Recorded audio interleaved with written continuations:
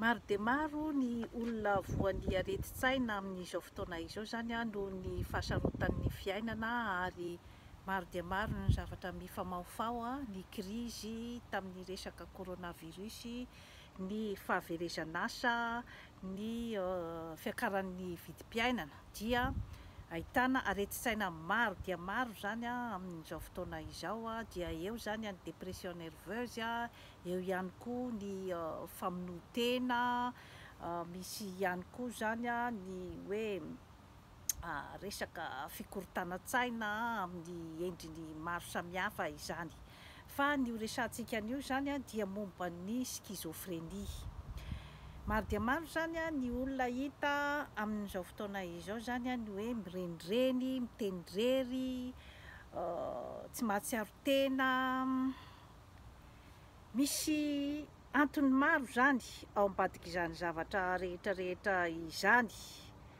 Ny antony moa zany ny schizophrenie dia mety misy antony izay hoe maro samihafa amin'ny hoe fikarohana zany.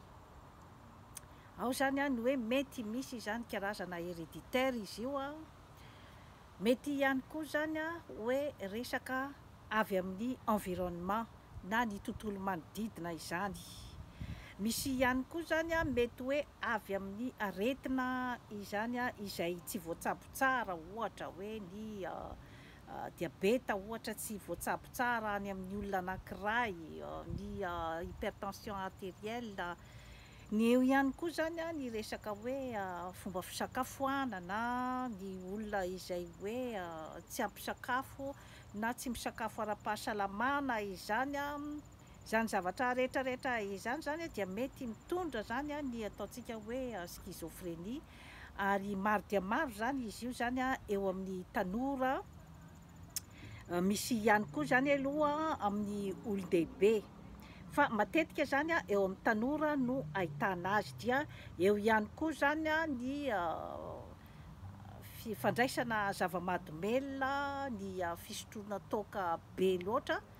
Zany rehetrarehetra izany zany dia mety mahatonga zany ny areti-tsaina na ny schizophrenie zany.